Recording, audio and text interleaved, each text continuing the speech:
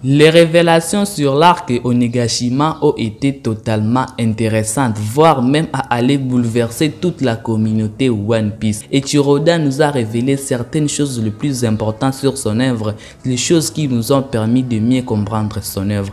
Dans cette vidéo, je vais vous présenter 8 révélations les plus intéressantes que nous avons eu à pouvoir obtenir durant l'arc Onigashima.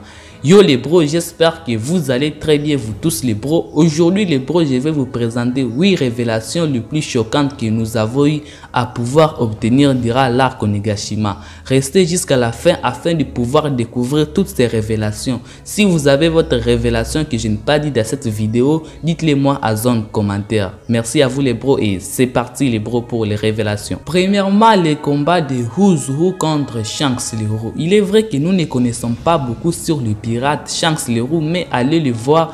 Combattre Usopp, c'est la chose la plus intéressante que nous avons eu à pouvoir obtenir. Mais pourquoi a-t-il combattu Usopp? Il a combattu Usopp afin de pouvoir voler les Gom-Gom no Mi, les fruits du dieu soleil. Donc par rapport à cette révélation, nous pouvons déjà comprendre que Shanks était déjà au courant de la véritable identité du fruit du démon de Luffy. C'est pour cela qu'il aurait volé ces fruits du démon. Le chapitre 1017 de One Piece était sorti.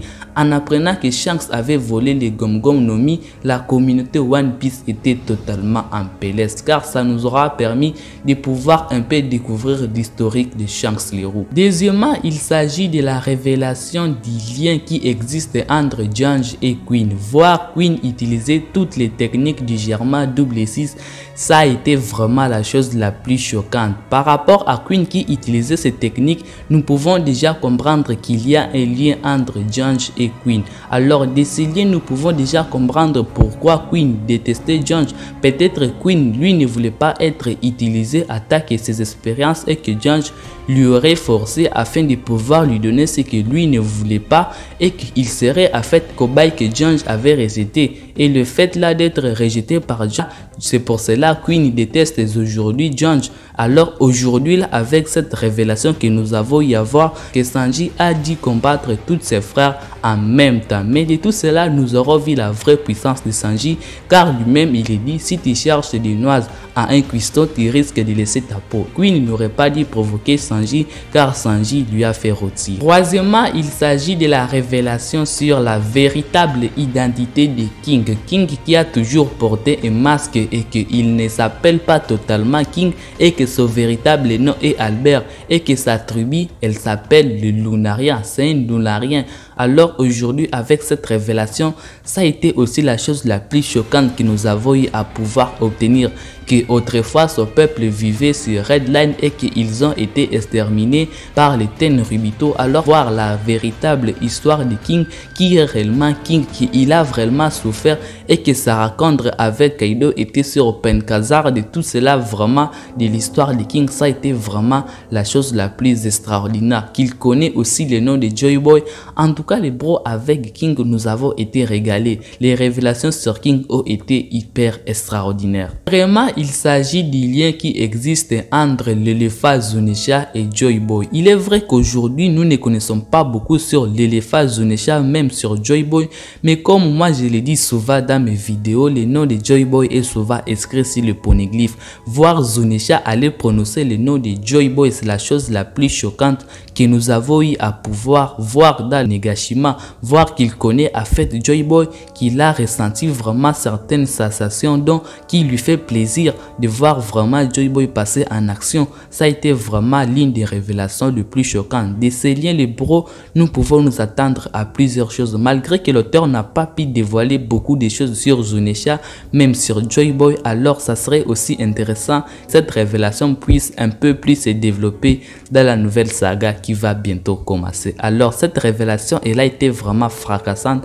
voir Zunisha prononcer le nom de Joy Boy. Cinquièmement, il s'agit de la révélation sur la véritable identité du fruit des mots de Yamato. En tout cas les bros, Yamato nous a extrêmement régalé avec ce fruit des mots, les Inu Inu no Mi, qui lui a permis de pouvoir rivaliser avec Kaido, voire même aller faire tomber Kaido. De ses pouvoirs, il est extrêmement ordinaire, mais nous avons eu à voir que ce pouvoir possède vraiment une forme hybride la plus extraordinaire. Je pense que dans les futurs chapitres qui seront à venir, dans le futur combat de Yamato, ce monde sera un peu plus développé, car pour moi je crois que l'auteur n'a pas beaucoup développé ce monde. Alors dans les nouvelles chapitres à venir, les nouveaux combats de Yamato, nous aurons beaucoup de choses à ce qui concerne les fruits des mondes de Yamato, mais voir vraiment les fruits des mondes de Yamato, que celui d'un gardien qui est censé pouvoir protéger Wano Kuni, c'était vraiment aussi la chose la plus extraordinaire, l'une des révélations les plus cool que nous avons eu à pouvoir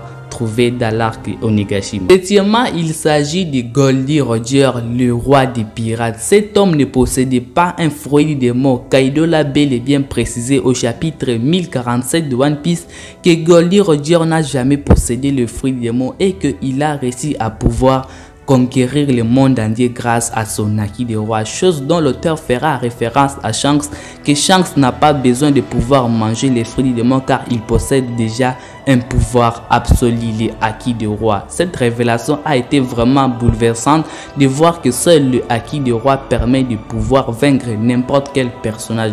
Si Luffy se base sur le acquis de roi et Barbe Noire se base également sur les fruits des mots, donc nous pouvons déjà comprendre que Luffy massacrera Barbe Noire lors de leur combat, parce que seul le acquis de roi permet à un personnage de pouvoir se tenir au-dessus d'autres personnes. Donc le acquis de roi est la clé de pouvoir vaincre n'importe quel personnage. Ça a été aussi la révélation la plus cool sur le roi des pirates. Huitièmement, mes frères, tu as parlé seulement de 7, mais pourquoi tu mets 8? Désolé les bros, c'est pour un peu vous dire merci. En fait, je ne pouvais pas laisser cette révélation comme ça, vu que aussi c'est la plus grande révélation sur l'arc Onigashima qui a vraiment fait bouleverser le monde entier.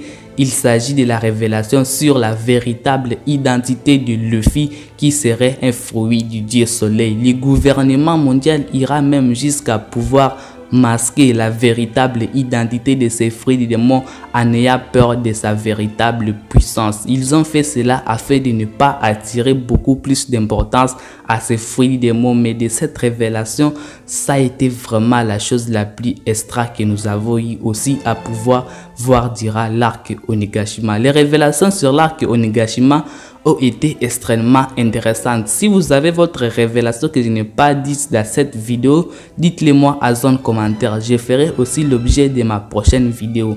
Prenez extrêmement soin de votre futur les bros et de vos proches les bros, car cela c'est le plus important les bros.